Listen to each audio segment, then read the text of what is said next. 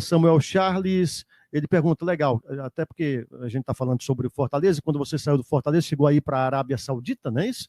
E ele pergunta, qual a maior dificuldade encontrada na sua passagem por lá? O que trouxe de aprendizado, né, na passagem pelo mundo árabe?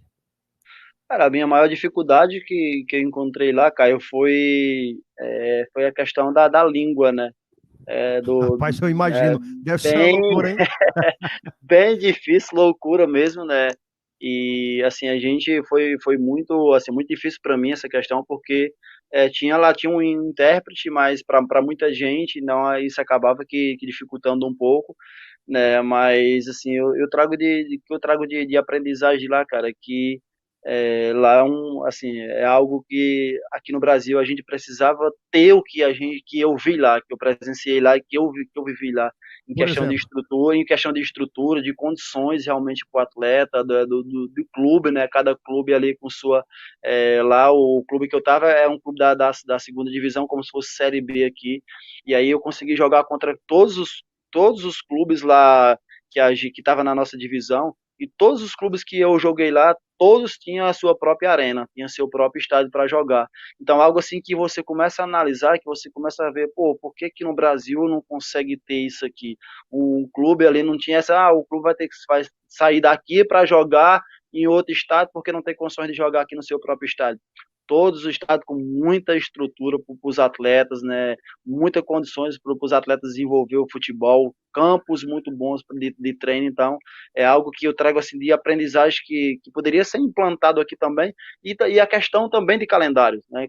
O calendário lá é exemplo, né? Os jogos a cada 7 dias, né? E aqui a gente vê um calendário muito apertado, um calendário que tem dificuldade muita, Com tem viagens e tudo, né? exatamente com viagem, tem desgaste, tudo, e às vezes o torcedor ele não entende todo esse processo. O clube está aqui hoje, jogou aqui em Fortaleza hoje. Por exemplo, o Fortaleza jogou contra o Atlético Mineiro agora, daqui a pouco já vai ter que viajar para jogar lá na sexta ou no sábado, contra o Grêmio ou o Internacional. Então tem toda essa questão, cara. E lá a gente não vê isso, a gente vê uma estrutura diferente, né, um calendário diferente, que dê espaço para você viajar, descansar, treinar e chegar no jogo hábil a jogar, chegar bem para jogar aquela partida. Então, assim foi mais no geral foi uma passagem assim para mim boa porque eu aprendi muita coisa, consegui ver coisas diferentes, consegui enxergar coisas que realmente eu não vi aqui no Brasil, né?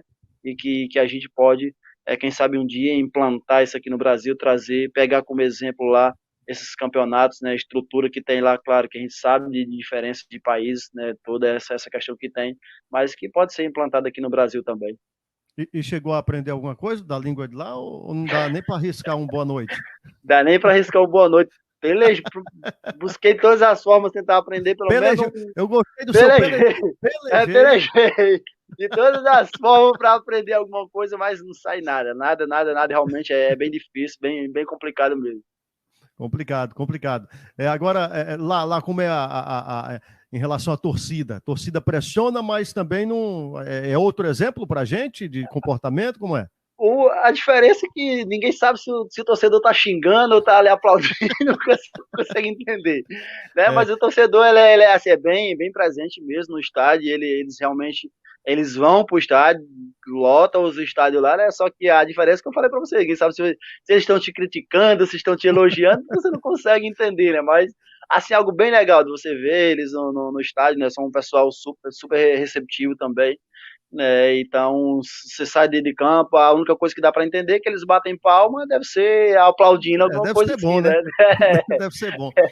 E assim, eu perguntei isso também porque eu lembro que a sua saída lá do Remo, né, quando você do Fortaleza foi para o Remo também, depois teve essa passagem aí, né, na Arábia Saudita, chegou a equipe do Ferroviário e tal, mas quando você foi para o Remo, a saída lá foi bem conturbada, você saiu ameaçado, né? Recebeu ameaças, você, sua família, e você saiu lá. Não, vou sair daqui, porque senão daqui a pouco fazer alguma coisa comigo, né? Com minha família. Foi um momento mais complicado do futebol lá no Remo para você, assim, nessa sua carreira? Como foi?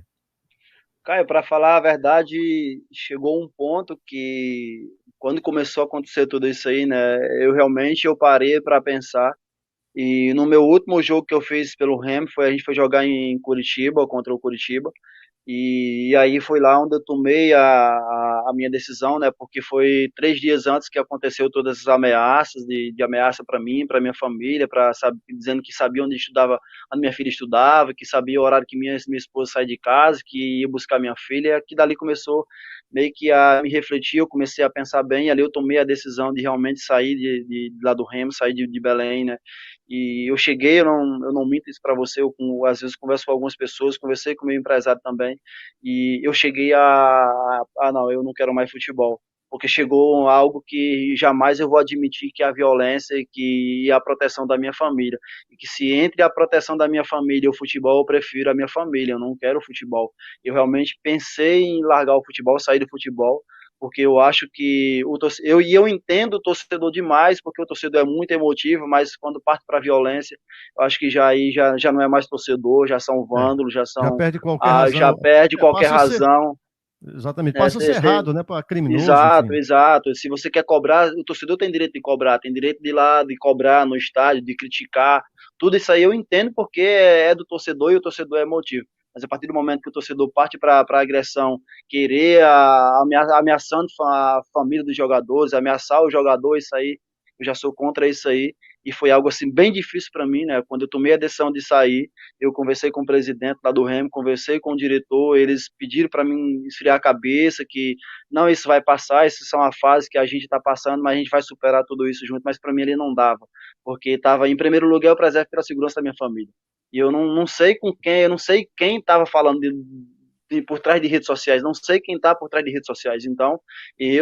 a maioria do tempo é viajando, porque as viagens de Belém é diferente de todos os outros estados, bem mais complicado, né? Então, eu praticamente não estava em casa. Eu chegava em casa, dormia, no outro dia já tinha que viajar novamente.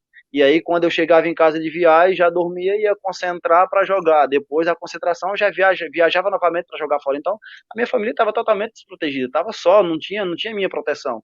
Então, aquele momento ali, eu decidi, eu parei, conversei com minha esposa, eu não quero mais, eu vou sair, pedi para sair, e depois o pessoal do Remo lá entenderam a minha situação, e a gente fica triste, cara, triste, eu fiquei muito triste por ver essa situação. Estava vendo agora esses dias no noticiário também, lá em Belém, né, fatos se repetindo contra os jogadores do Paysandu também, torcida invadiu o campo, agredindo o jogador, ameaçando em redes sociais. Então a gente fica triste, porque o futebol é espetáculo, o futebol é alegria, cara, e aí perde a alegria, perde tudo que você gosta de fazer, porque pessoas atrás de redes sociais ameaçando família, ameaçando jogador, e eu acho que isso aí não é correto. E por outro lado, a gente lamenta que tem que chegar a esse ponto, né, de um jogador abrir mão ali de uma carreira num clube de futebol e pensar em até deixar o futebol por conta desse tipo de comportamento. A gente repudia sempre e torce para que sempre as autoridades, né, não deixem chegar a esse ponto e prendam logo, enfim, dê um jeito nesses vândalos, nesses imbecis, né, que acabam usando o futebol para ameaçar.